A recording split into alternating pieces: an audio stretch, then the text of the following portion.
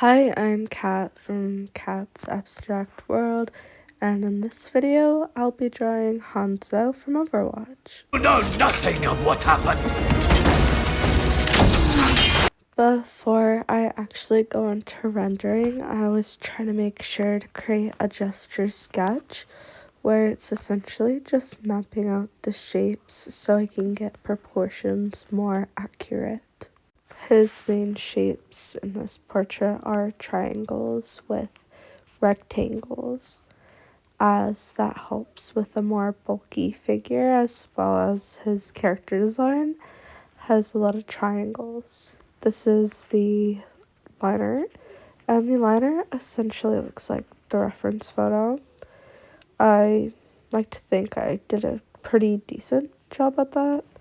And then I go into rendering with a color palette that I've chosen. I'm gonna be real with you, it kind of looks muddy, and I kind of regretted doing that. So I tried to make it look less muddy and more vibrant by adding like reds and pinks to render out with it. As well as I started on the hair. With the hair, I wanted it to have some like reflection. So I did some shadow blockages and then I added red on the top to blend out. I essentially only used for the main part of the portion like a watercolor blunt brush, as well as using a gritty texture brush for the painting itself. I wanted the arrows to look more vibrant, so I did them purple, like different shades of purple. And now that I'm done with that, I decided it's time to go in with highlighter on the outfit and time to add more texture to make everything cohesive. It's essentially the reference photo. I think it's very similar to the reference photo that I chose, which I don't know if that's a good thing or a bad thing. I guess it could be like a reference study. Like, here I'll show you like the original, and then if we mirror it, it looks very similar to what I did.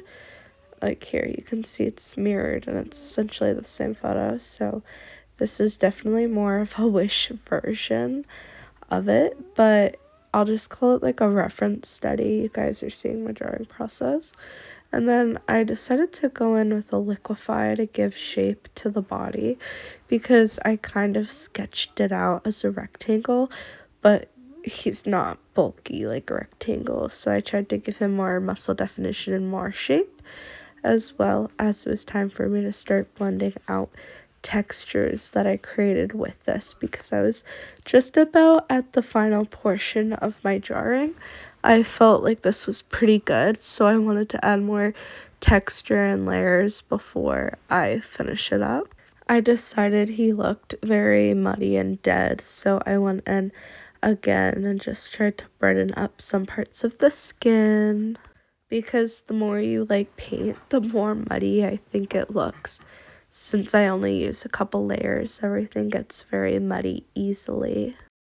And I just decided to do more final details, debating on whether I should switch portions, use liquify or the select tool, and change different areas of the drawing.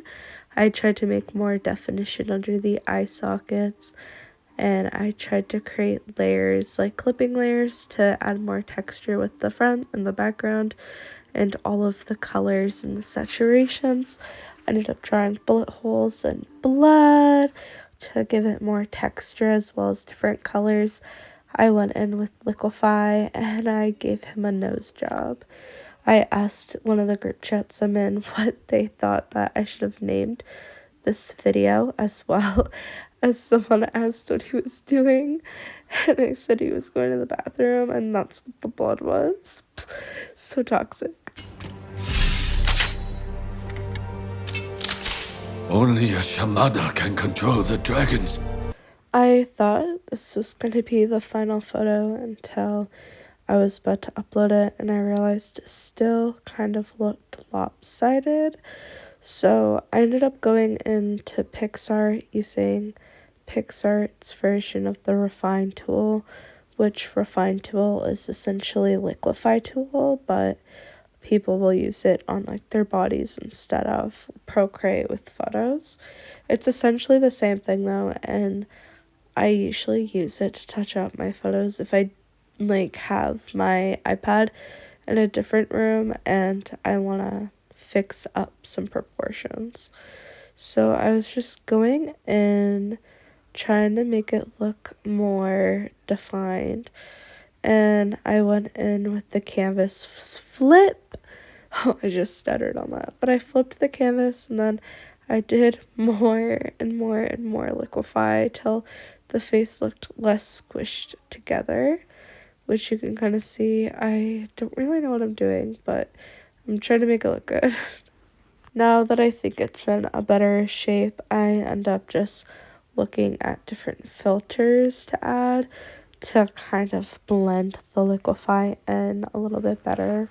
After I liquefy the photo, I go to InShot Pro and I adjust the image more to make my own custom filter. I use a lot of filters essentially when I finish my post. It's crazy. But I go to curves and then I just mess with all of the settings on how the colors work. I have like a lot of color issues when it comes to color perception, so doing this always kind of helps me personally. It looks very, very dramatic, I know, but it does work out because once we make it more dramatic, we can go in and make it like less dramatic. Now we go for the final project. We go from the app InShot back to Pixar again, and we put the dramatic photo that we edited on InShot back onto Pixar. I try to go with different versions of overlays and different like filters. I went with a darken, and then I went to opacity and I put it somewhere in between the middle to create a cohesive blend with the photo. I added a little bit more of a sparkle to the eyes, and now I'm very happy with this. I'm Kat from Kat's Abstract World, and I hope you have a nice day. Thanks for watching.